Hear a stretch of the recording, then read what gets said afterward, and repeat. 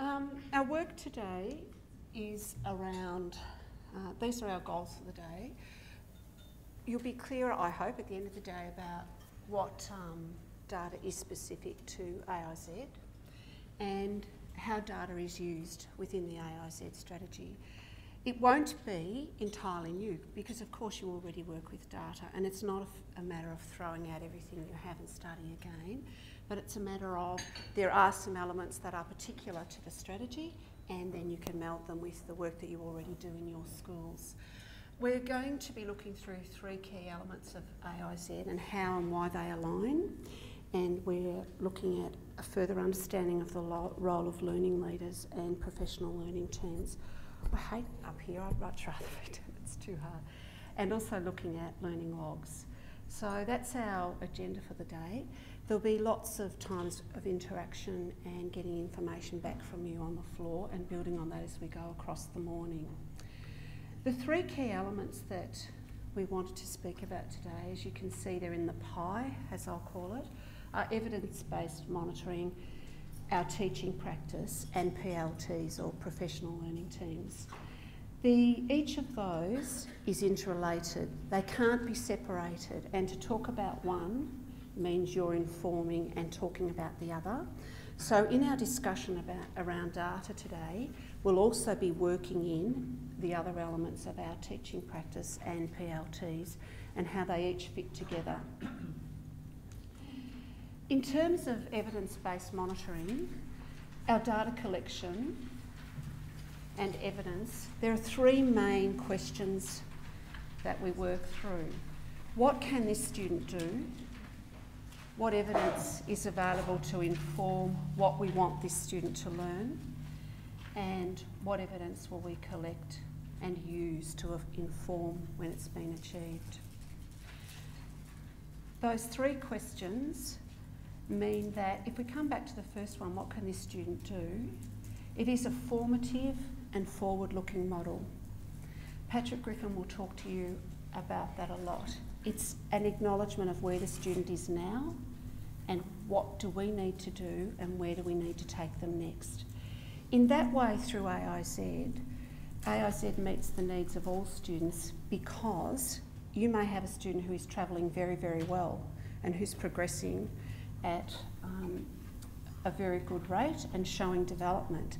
So the question remains for them, where do we take that student next? So there's growth for students at the high end of your data, and in the same way it fits with students who might be sitting in the middle range of your data and evidence, and in the same way you might have students who are at risk or who you have identified have gaps in their knowledge. So through the AIZ strategy, the goal is to improve the outcomes for all students in all schools. I've got the arrows there of different sizes, just to indicate we do acknowledge that students learn in different ways and they will develop at a different pace. But the main goal is that all students are moving forward.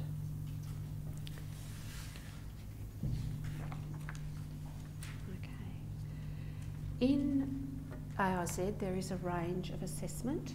You may use things like NAPLAN, which we will look at today. You might use things out of your internal school document. You will have an assessment schedule. You may use those things.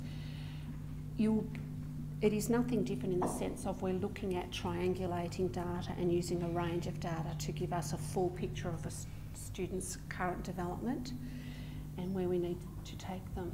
But specific to the AIZ strategy and the work with Professor Griffin, there are two elements that are specific.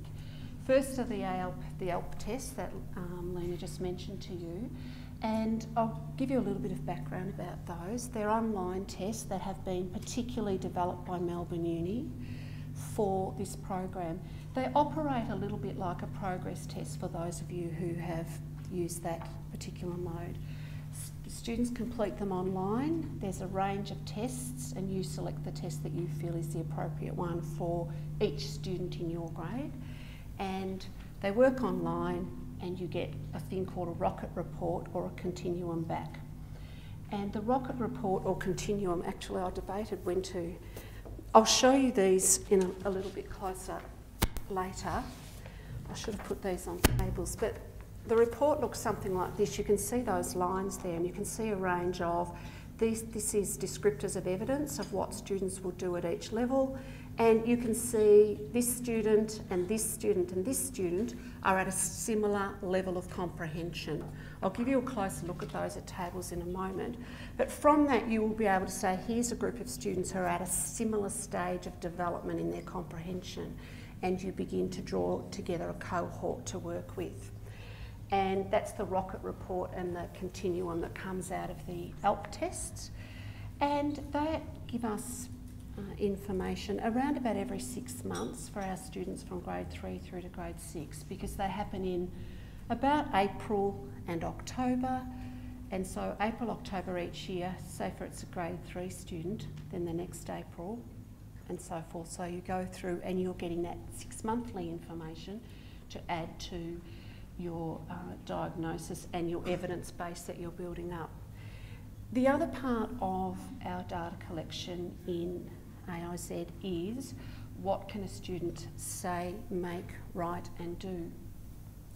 And this, of course, a test is giving you information about what a student can, usually what they write, but it may be say, as in the English online interview, we're getting verbal information.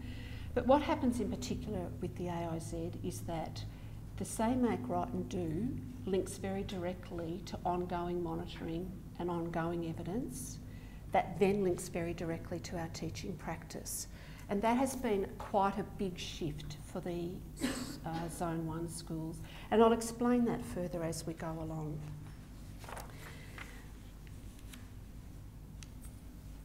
Those 3 questions, what can a student do, what evidence is available for where we want to go to next, and then our evidence for have we achieved it. The focus in the evidence-based monitoring is definitely on the students. However, we're working at both the student level and the teacher level. And this is one of the very big challenges, and it does take time for all of us and for our staff back at school to get a shift of thinking happening around this, that when we're actually working at the student level, we're also working at the teacher level. And that the shift of thinking is around, we evaluate our effectiveness on the basis of the student outcomes. I can see Janice nodding there. It's the other side of the coin. If a student is at a particular spot, what have I done to help them at that stage of development, and what do I now need to do as a teacher to support them to move on to the next stage? So they're 2 sides of the one coin, and that is a challenge for us, and it is a shift of our thinking. As it says there, we evaluate our effectiveness on the basis of student outcomes, and we must know our students through the range of evidence that we collect.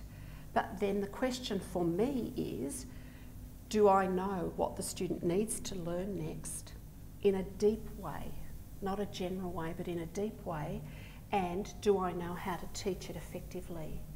And that becomes the question at the personal level, the individual teacher level, and at your team level and the school level. So in that way, the evidence-based monitoring links really directly to our teaching practice. Is that making sense to you so far?